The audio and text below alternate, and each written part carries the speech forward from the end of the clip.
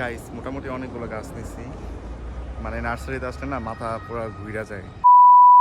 Hello everyone, কি অবস্থা সবার, কেমন আছেন? আশা করি ভালো আছেন। চলে আসলাম ছোট্ট আরেকটি মিনি ব্লগ নিয়ে। নভেম্বর মাস তো প্রায় শেষের দিকে গাইস, দেখতে দেখতে ডিসেম্বর মাস চলেই আসছে। ডিসেম্বর মাস আসলে আমাদের খ্রিস্টিয়ানদের বড়দিনের আমেজ শুরু হয়ে যায়। আমাদের মায়েরা ডিসেম্বর মাস আসলে ব্যস্ত হয়ে যায় গুড়ি কোটা, পিঠা বানানো ও ঘরবাড়ি পরিষ্কার করা নিয়ে। আর আমি প্রতি বছর বড়দিনের আগে এই সময়গুলোতে ব্যস্ত হয়ে যাই বাড়িঘর সাজানো নিয়ে।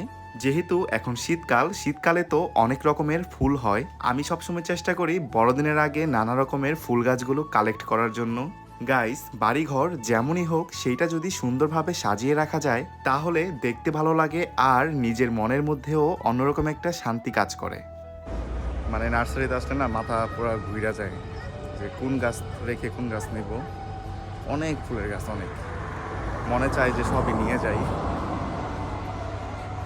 আজকে আমি ফুল গাছ কেনার জন্য গিয়েছিলাম উত্তরা দিয়াবাড়িতে। আমি এই রাস্তা দিয়ে যতবারই যাতায়াত করি সবসময় যাওয়ার সময় এই ফুলের গাছগুলো দেখতে দেখতে যাই। তাই আজকে শুধুমাত্র ফুল গাছ কেনার জন্যই এই নার্সারিতে আমি গিয়েছিলাম। আমি প্রায় 4 থেকে 5 রকমের ফুলের গাছ আজকে নিয়ে এসেছি। আমার বাড়িতে আগের অনেক রকমের ফুল গাছই আমার কাছে আছে, কিছুই করার নাই, যেহেতু শখের জিনিস আনতে তো হবেই।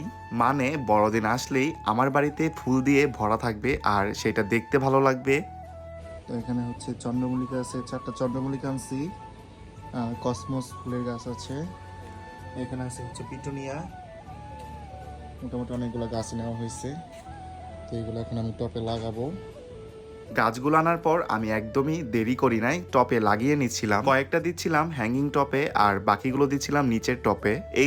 এই ছিল আমার আজকের ব্লগ। ভিডিওটা কেমন হয়েছে অবশ্যই কমেন্টে জানাবেন। তাহলে সবাই ভালো থাকবেন, টাটা।